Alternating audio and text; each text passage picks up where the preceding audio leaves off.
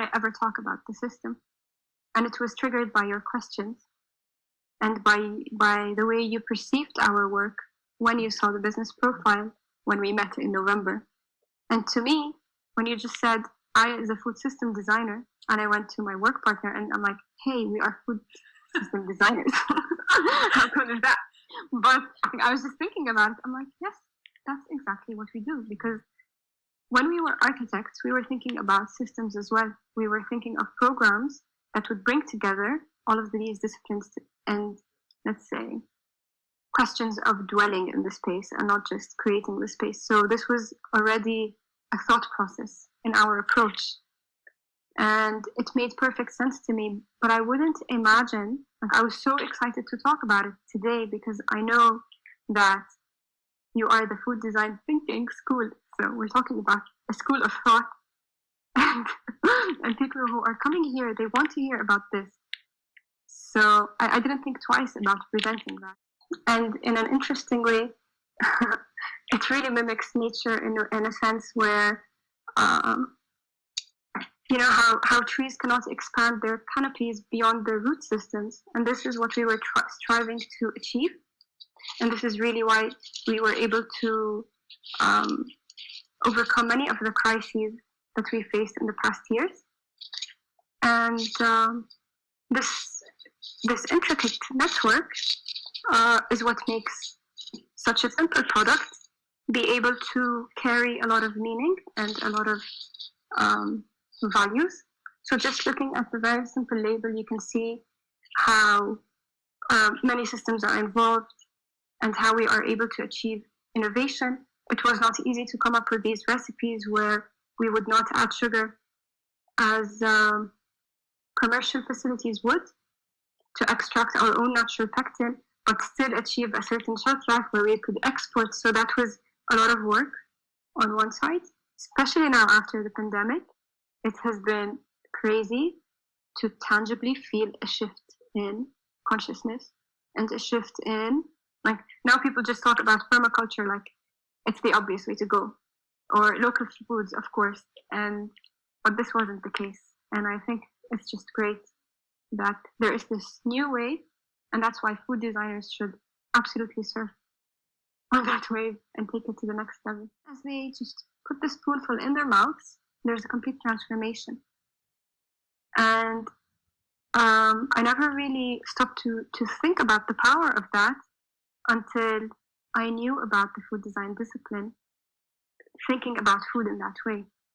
Like, I was designing the whole experience, but I never really understood the profound transformation of not needing to say anything, but the person would try that, and all of a sudden, they're transported to the past or to the future. They start saying stories about the best jam they ever had, that it's been 15 years since they had a real marmalade, that it reminded them of a childhood garden and a certain tree. And it was so interesting to see that. What has been your biggest discovery so far in, of course, within food design, or the most important thing that you have learned? Okay. So the most important discovery for me personally was to know that this discipline exists. I couldn't even describe the feeling of landing on the DIFB website and realizing that there's a whole movement in the world of like-minded people who totally get what we do with very little words. It really boosted my confidence and gave me a great sense of, let's say, of purpose and validation, that food is universal and that it has timeless relevance. And it's really, yeah, it was a personal, like, aha moment. I was so happy to discover it. When and I'm so excited. When was that? Just a little bit more than a year ago. So imagine, we were working for 7 years, and right from the start it was food design for sure. We tried to name it and define it, but we couldn't. The best we could do was food plus design. Which makes perfect sense. Yeah, and I cannot even describe the amount of criticism and shaming and questioning and like, what the hell are you doing with your architectural work? And the worst part is that people wanted me to say that we completely gave up on architecture, or I just want to spend time in the kitchen, or I want to pursue a completely different passion, but I was so persistent that, you see this jar, this is the design process. You see this jam, it's not the jam, it's the band. That still doesn't make a difference on whether your parents know what you do. Like, I've heard many people within food design that I don't know how to explain to my parents what I do. I'm the same. And we were saying this with Nicole last week. We still it's so funny to explain what we do. But still, it's good to have a community. I get you. My goal would be, and I know it would be my greatest achievement, if my first circle of my parents and my first circle of friends know what I do, that would be it, really.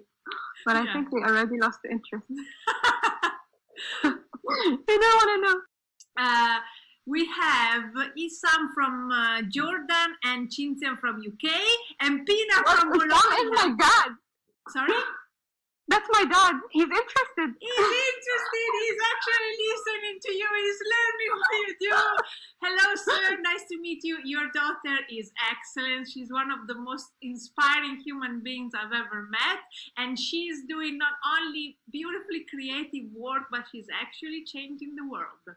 Let me tell you, sir. So you should be very proud of your daughter, sir.